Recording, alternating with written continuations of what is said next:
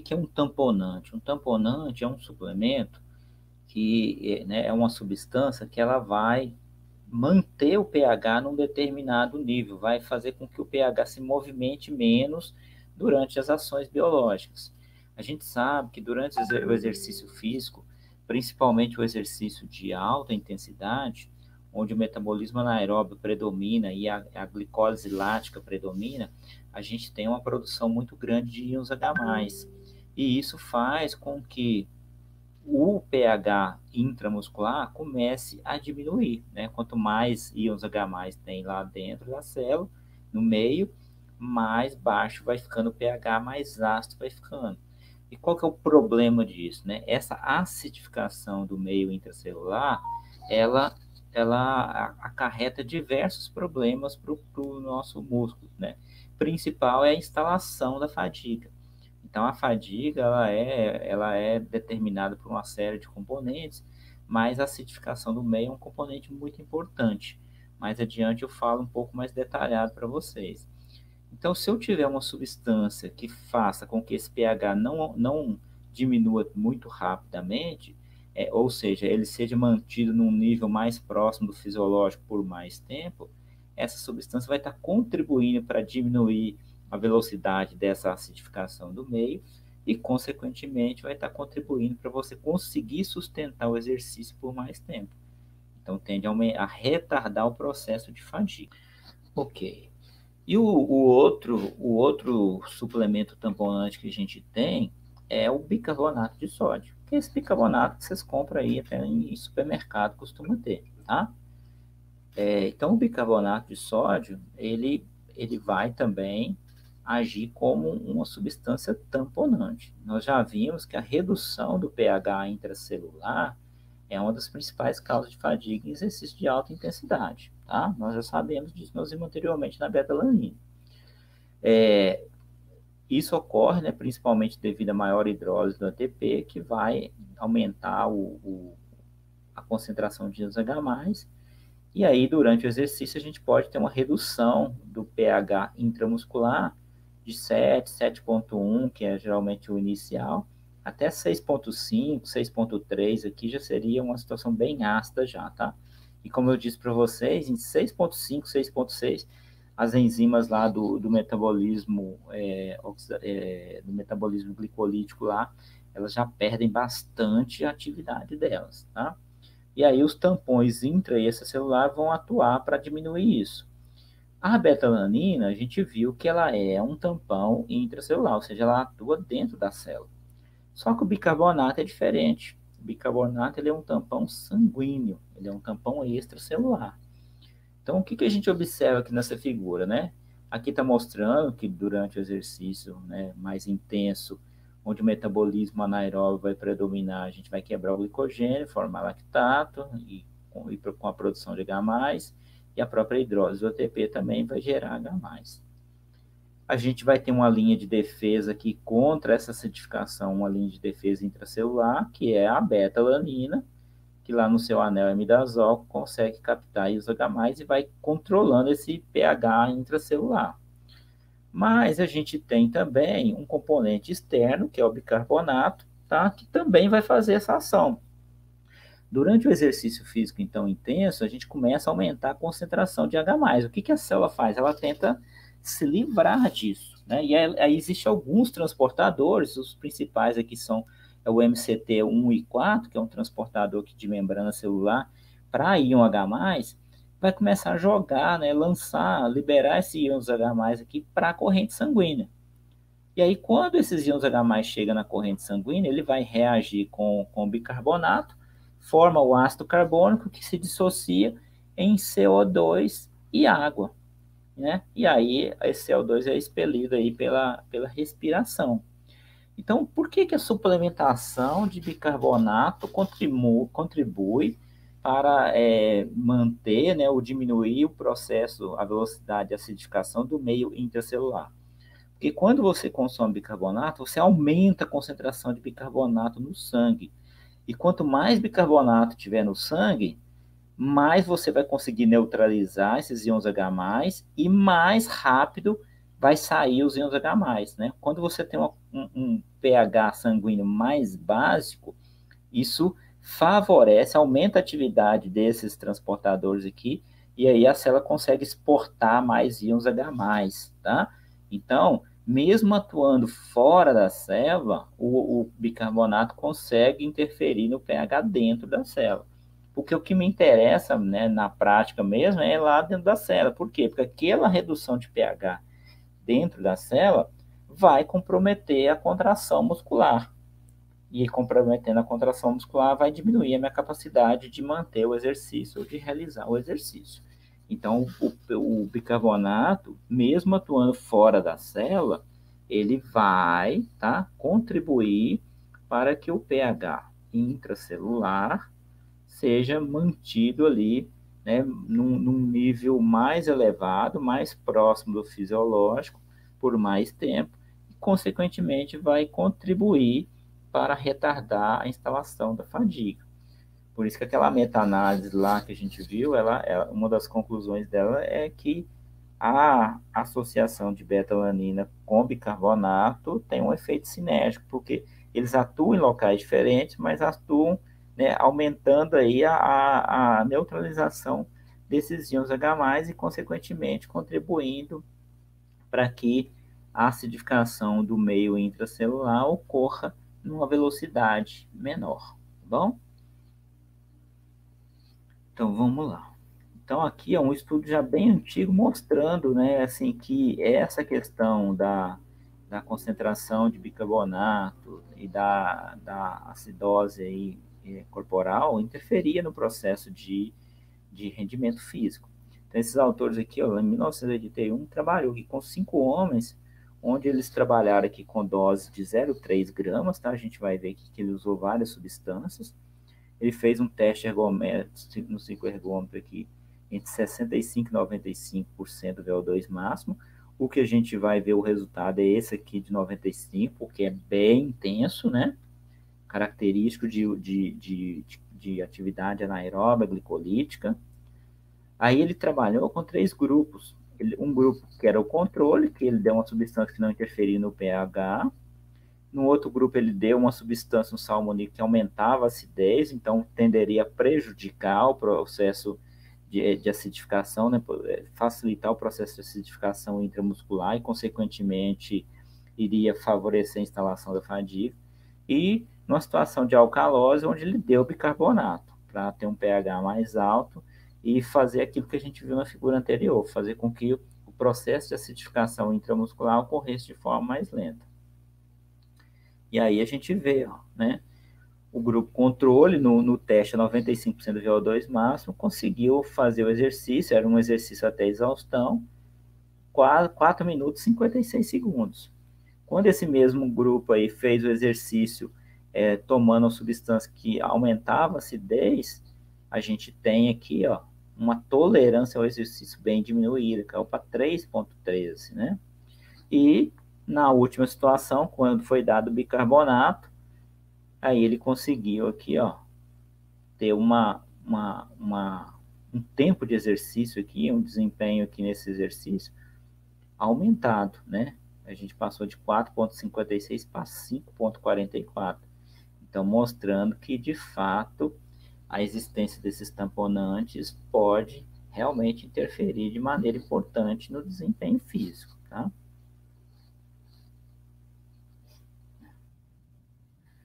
Quais são as doses recomendadas de bicarbonato? Então, na literatura, tem sido observado efeito ergogênico entre 0,2 e 0,4, tá? E a dose mais estudada é 0,3. E esportes que se beneficiam mais? De 1 a 10 minutos. Ó. Repara que o tempo aqui onde os efeitos são, a magnitude dos efeitos são maiores, é praticamente a mesma coisa que a gente observa lá na beta-alanina. Né? E aí a gente pode pensar nos mesmos tipos de exercício físico. Então, que corrida de 400, 800, 1500, né? 200 metros de natação. Aí a gente pode pensar no futebol, mas o futebol é longo. Mas é um exercício que tem muita parada, né? O futebol tem muita parada. ciclismo nas provas mais curtas, nas provas contra relógio, num jogo de basquete, luta, num crossfit, tá? Então, por isso já tem estudo até no crossfit mostrando efeito benéfico da suplementação de bicarbonato. Diferente da beta-alanina, que a gente precisa de um tempo para aumentar a concentração de carnosina muscular, o bicarbonato ele pode ser utilizado de forma aguda, ou seja, eu posso usar ele como um pré-treino. Então, eu vou tomar bicarbonato hoje para me ajudar no treino de hoje. Isso é possível. Aí eu tenho que consumir entre 60 e 180 minutos, geralmente 2 a 3 horas é o período que o pessoal mais consome, tá? Eu posso fracionar essa dose. Então, assim, se vocês pegarem aqui, gente, ó, vamos pegar o valor médio, que é 0,3, que é o mais indicado, 0,3 gramas de bicarbonato por quilo. Pensa numa pessoa que pesa 70 quilos. 70 vezes 0,3 dá 21 gramas de bicarbonato. Se você tiver bicarbonato na sua casa, tiver uma balança, pesa 21 gramas de bicarbonato para você ver o quanto que é. É bastante bicarbonato, né? Se recomenda diluir isso em água para você tomar, geralmente meio litro. Você pode diluir até em mais, não tem problema. Mas dilui aí, pega o seu peso, multiplica, pesa, dilui na água e depois dá uma experimentada para você ver. Né? O sabor não é nada agradável, tá? Bem ruim e a quantidade a ser tomada é muito grande, não é pequena para se ter efeito.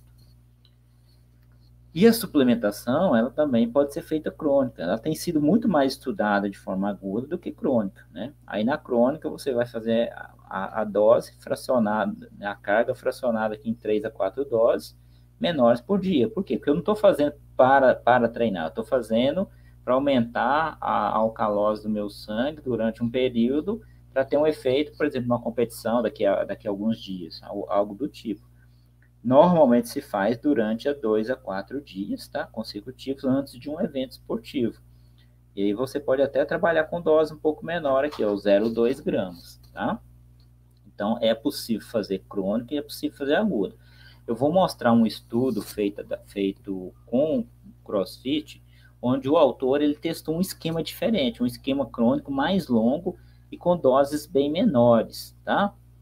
E teve um resultado positivo. Então, é mais uma possibilidade. Mas, de modo geral, a maioria trabalha com a dose aguda, 0,3 gramas por quilo, dado que até 180 minutos antes do exercício. Então, olha só, né, nesse estudo aqui, a gente vai ver alguns efeitos, tá?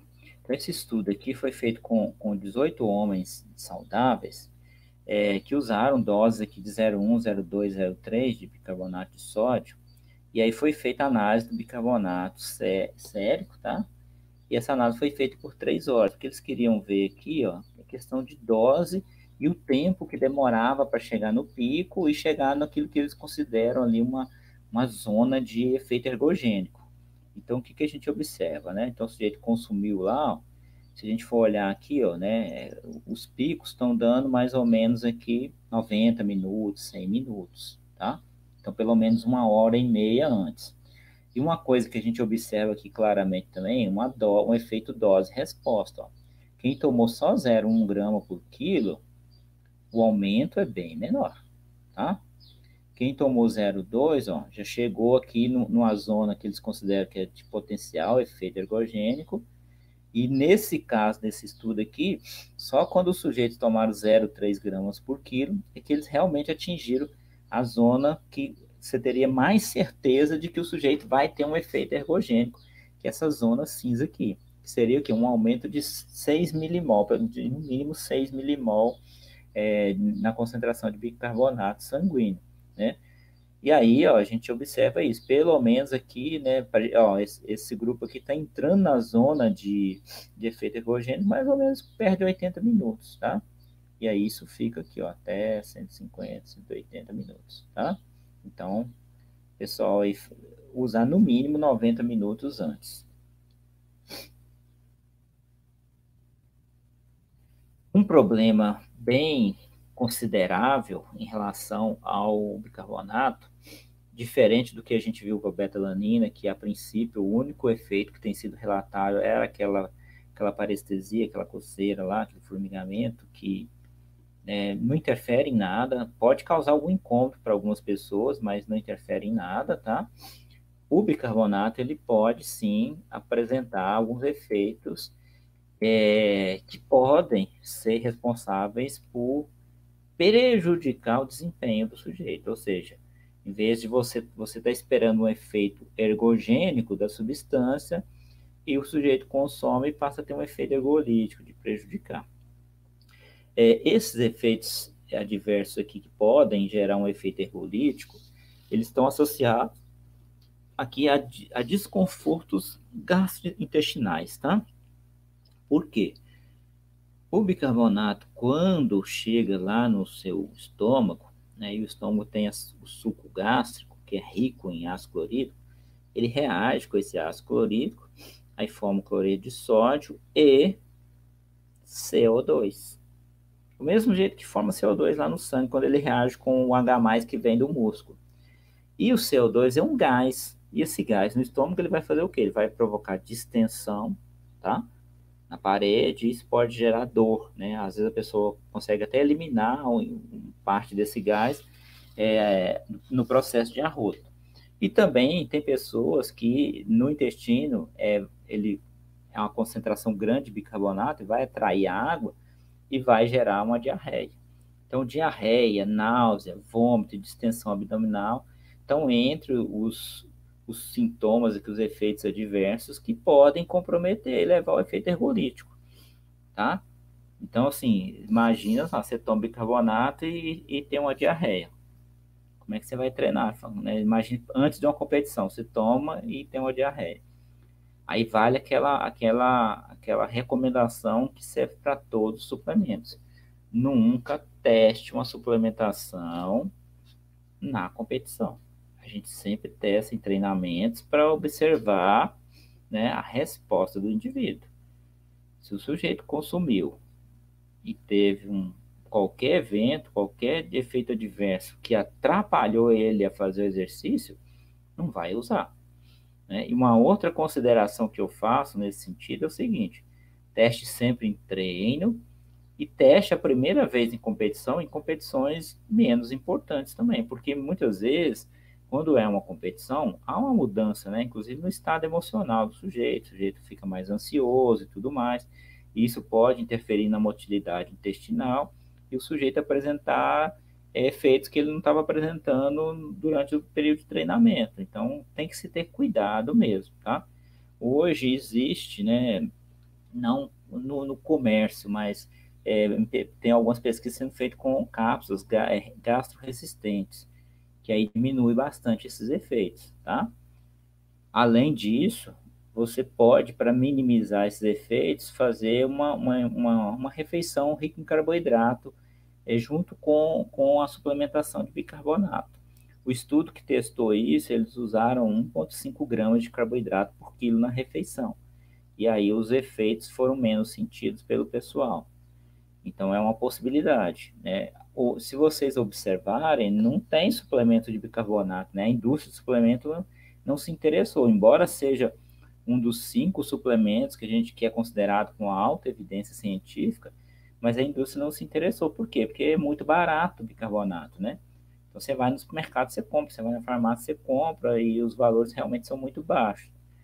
Pode ser que a indústria se interesse por uma estratégia desse tipo de cápsula gastro-resistente, né? Se ela conseguir desenvolver um suplemento de bicarbonato que elimina esses efeitos gastrointestinais, aí ela vai cobrar por isso, obviamente, e pode tentar investir nessa suplementação, considerando que é um suplemento que tem alta evidência científica de efeito ergogênico, tá? Então pode ser que a indústria ainda se interesse, mas ainda tem muito pouco. Tanto o bicarbonato quanto o nitrato, a gente ainda tem muito pouco em termos de suplemento industrializado. Né? O nitrato eu mostrei para vocês lá que tem um que inclusive é usado em muitos estudos, mas ainda é muito pouco, né? E outras maneiras de fazer suplementação de nitrato via suplementos, a gente ainda tem muito pouco, tá muito pouco explorado, tá bom? Então, ficar atento nessa questão aí. Se você usar como pó, né, que é o normal de você pegar o pó, diluir lá em água ou num suco que seja, vocês vão ver que a quantidade não é pequena e não é fácil, né? Aí a outra opção seria trabalhar com cápsula, porque aí você tira o problema da palatabilidade, porque o gosto da solução com bicarbonato não é agradável, né? Não sei se alguém aí gosta, pode ser que alguém goste e ache, né, interessante aquele gosto, mas eu sinceramente, assim, não acho nem um pouco agradável, acho até difícil de consumir. Já tentei tomar uma vez para fazer um teste, mas não dei conta de tomar, tá? A solução.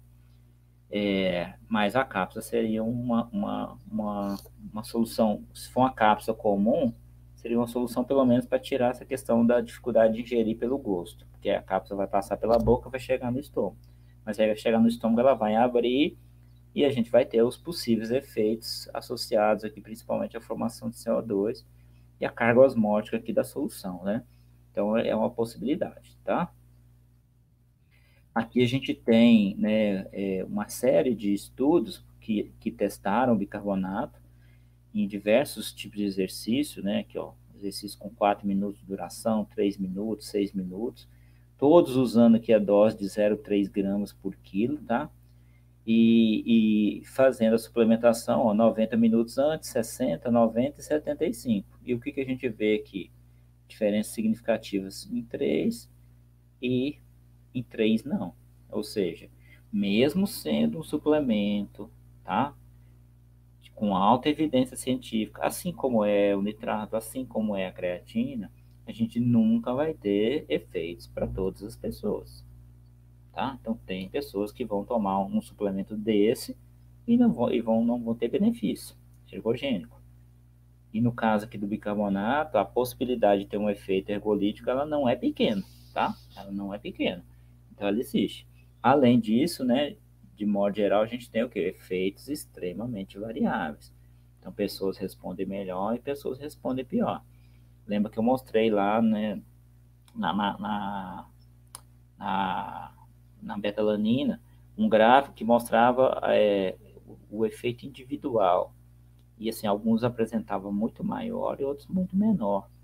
Então, o que a gente tem, né? Como nutricionista, se eu vou fazer a prescrição, se eu vou acompanhar um atleta, eu vou ter que ir testando os suplementos, né?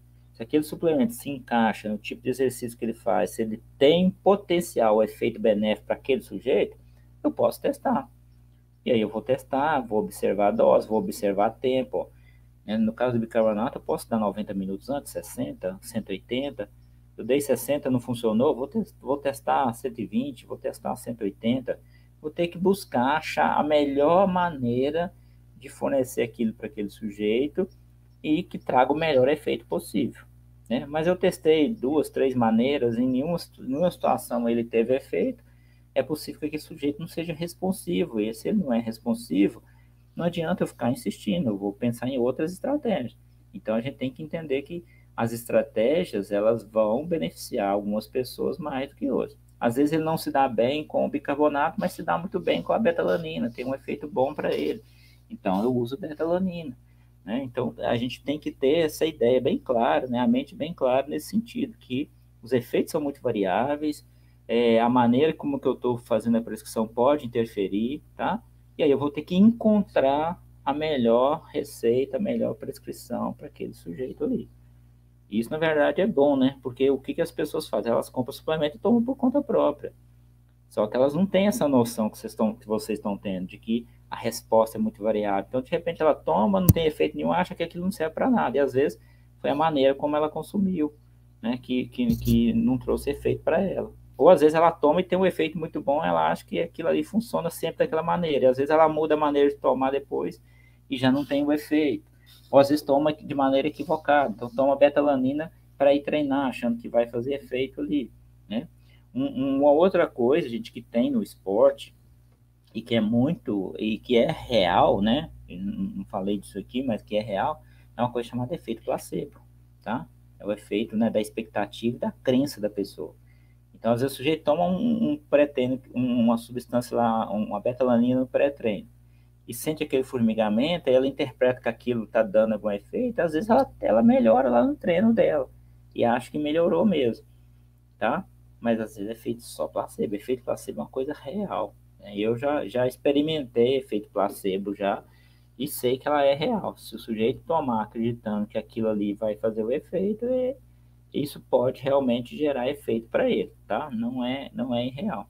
E pode ter certeza que boa parte, né, parte dos efeitos que a gente observa, mesmo nos suplementos ergogênicos aqui, uma parte dele a gente com certeza vai ser efeito placebo também, tá?